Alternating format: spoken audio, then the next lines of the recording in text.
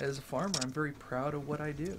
It is amazing to grow food and fiber for people and to be part of the system that it gives us the most affordable, abundant, safest food supply in the history of the world.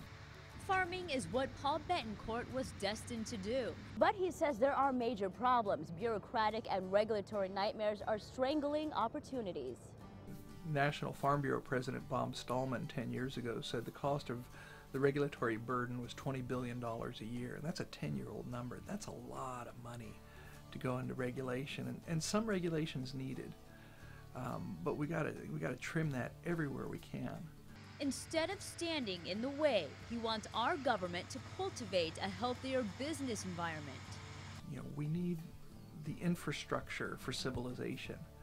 We need roads that work. We need a water system that's reliable. Our water supply is built for a population of 19 million people, and we've got over 37 million people in the state right now. So part of it is we need to increase the supply.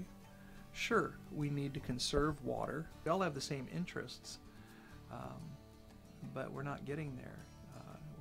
We're not of one mind on what kind of transportation system we ought to have, what kind of food system we ought to have, on what kind of education system we ought to have.